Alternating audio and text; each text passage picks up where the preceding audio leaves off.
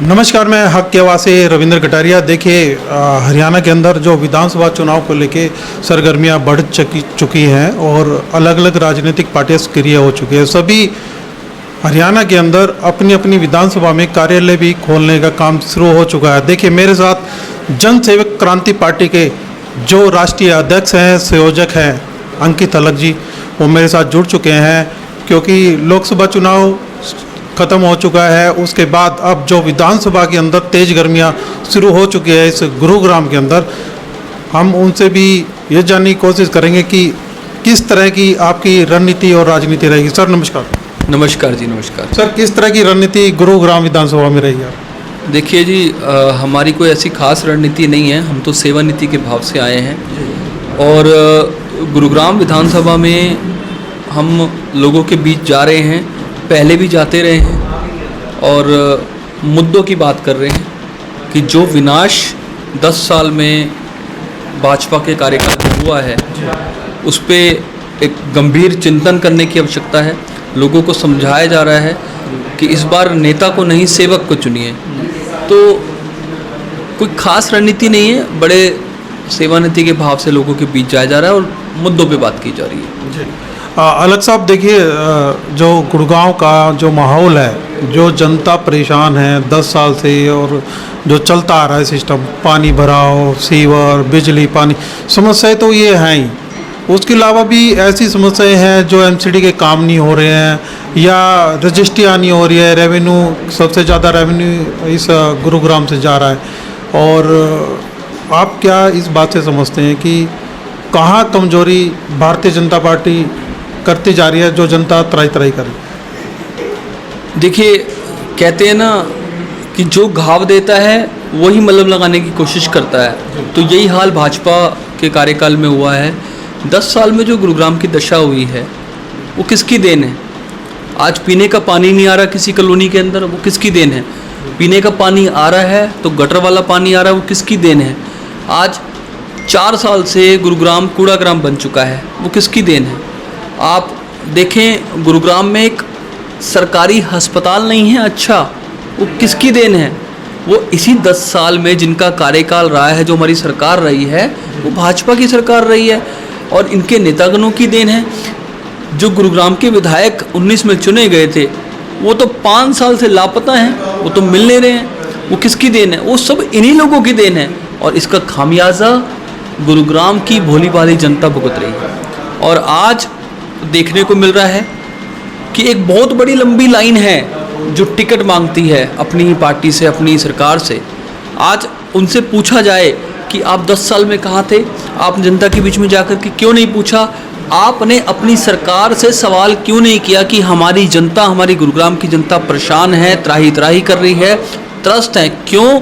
क्योंकि वो लोग मस्त थे। और इसका जो आधार है ना रविंदर जी, वो सिर्फ और सिर्फ करप्शन है, भ्रष्टाचार है। भ्रष्टाचार की नींव रखी गई है पूरे गुरुग्राम के अंदर, चाहे वो नगर निगम हो, चाहे वो जीएमडीए हो, चाहे वो हुडा हो, चाहे वो गुड़गांव के अंडरपास हों, सड़कें हों, हर जगह भ्रष्टाचार की नींव है। तो अब जहाँ जिसका आधार ही भ्रष्टाचार होगा, अब सोचिए उसकी इमारत कैसी होगी। तो ये सारी की सारी जो देन है इन्हीं लोगों की देन है। और अब सच में वक्त आ गया है बदलाव का, सच में वक्त आ गया परिवर्तन का। गुरुग्राम के लोग समझदार हो चुके हैं, लोग सवाल करने शुरू हो चुके हैं और इनके जो नेता आज बहुत बड़े बड़े बातें करते हैं। कोई सिंगापुर से कंपेयर करता है, कोई फिनलैंड से कंपेयर करता है। अरे भैया, मूलभूत सुविधाएं चाहिए, वो तो दो, जिसके हकदार हैं हम लोग, वही नहीं मिल रहा। तो ये सब चीज़ें हैं, ये मुद्दे हैं और जनता आप समझ चुकी है। अंकित जी, देखिए, गठबंधन का दौर शुरू हो चुका है। जितनी भी राजनीतिक पार्टियां आपस में गठबंधन करने जा रही हैं और विधायकों की तो लाइन लगी हुई है गुरुग्राम विधानसभा में। बीजेपी में लगा लो, कम से कम 25 लोग लाइन में खड़े हैं, कांग्रेस में लगा लो। आपकी पार्टी का क्या टारगेट रहेगा? या कोई गठबंधन करने जा रहे हैं या कोई पार्टी आपको ऑफर देती है तो उसमें आप मर्ज हो जाएंगे? सर, हम ना बड़े छोटे से लोग हैं। मैं बहुत ही मिडिल क्लास परिवार से आता हूँ और मैंने समस्याओं को जिया है, समस्याओं को देखा है और मेरी अपनी एक विचारधारा है कि जो चीज़ सही होती है उसको सही कहना चाहिए, जो गलत होती है उसको गलत कहना चाहिए। बात आपने अभी करी कि बहुत लंबी लिस्ट है, हाँ है, ये लोग जनता के प्रति समर्पित थोड़ी हैं, ये पार्टी के प्रति समर्पित हैं। पार्टी से टिकट मांगने के लिए ही लोग काम कर रहे हैं, जनता के लिए काम नहीं कर रहे हैं। अगर जनता के लिए काम करते होते तो अपनी सरकार से सवाल पूछते, ना कि अपने निजी कोष से पैसा लगा करके, अपने साम्राज्य में से कुछ पैसा लगा करके निकाल करके जनता को दिखाते, जनता को देते। ये तो कहीं ना कहीं आकर्षित करने वाला काम ये लोग करते हैं। और रही बात हमारी पार्टी का, हमारी पार्टी तो 2.5 साल पहले बनी है जी, और हमारी पार्टी ने गुड़गांव में बड़े सारे काम भी किए हैं, आपको मालूम है। और हम लोग तो अभी एक कहते हैं ना, खड़ा होना सीख रहे हैं राजनीति के अंदर। हमें क्या पता गठबंधन क्या होता है, मुझे तो इतना पता है कि अगर कोई मेरे जैसे सोचता है, जो सही को सही कहता है, हम उसके साथ खड़े हो सकते हैं। लेकिन ऐसे व्यक्ति भी तो नहीं है ना इस हरियाणा के अंदर कि जो सही को सही कहते हों। लेकिन बात यहाँ आती है रविंद्र जी, हम नई पार्टी हैं और राजनीतिक प्रक्रियाओं से गुजर रहे हैं, सीख रहे हैं। वो लोग कहते हैं कि हम हार चुके हैं, हम हार रहे हैं। मैं उनको कहना चाहता हूँ हम सीख रहे हैं, और जब सीख करके उठेंगे तब उनको उठने नहीं देंगे। तो कहने का मतलब ये है, हमारी जो पार्टी है वो काम कर रही है, चुनाव भी लड़ेगी, बिल्कुल लड़ेगी, और जो भी जनता का आशीर्वाद हमें मिलेगा उसको हम प्रसाद समझ करके रखेंगे और मेहनत करेंगे। और इस बार गुरुग्राम की जनता तो मन बना चुकी है कि नेता को नहीं लाना, सेवक को लाना है। देखिए अंकित जी, तो एक बात और जाननी है कि विधानसभा चुनाव के लिए आप क्या खुद विधानसभा लड़ेंगे या किसी और को लड़वाएंगे, पहली बात। दूसरी बात, अगर ये विधानसभा में अगर आपको जनता मैंडेट करती है तो सबसे पहली समस्याएं जो हैं वो कैसे इसको ठीक करवा सकते हैं? देखिए, राजनीति एक युद्ध है, और मैं आज अपनी पार्टी का पहला सेवक हूँ। मैं पार्टी को लेकर के चल रहा हूँ, तो जो भी होगा वो मैं आगे बढ़ कर के खुद लेना चाहता हूँ।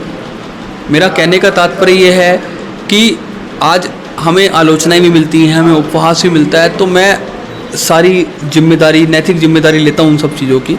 और आज पार्टी के सभी लोगों ने, समाज के लोगों ने बोला कि आप आएँ आगे, आप इस चुनाव में, इस युद्ध में लड़ें, तो मैं लड़ने जा रहा हूँ।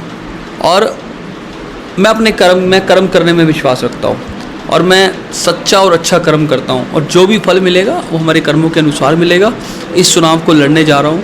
और दूसरी बात आपने क्या पूछी थी, मैं भूल गया हूँ, आप मुझे बता दें एक बार। मैंने सवाल किया था कि खुद आप लड़ना चाहेंगे गुरुग्राम से या फिर किसी और? नहीं, मैं खुद ही आ रहा हूँ, इस बार मैं खुद लड़ रहा हूँ चुनाव, और पूरा दमखम से लड़ेंगे, और जो भी जनता का आशीर्वाद हमें मिलेगा हम उसको एक्सेप्ट करेंगे।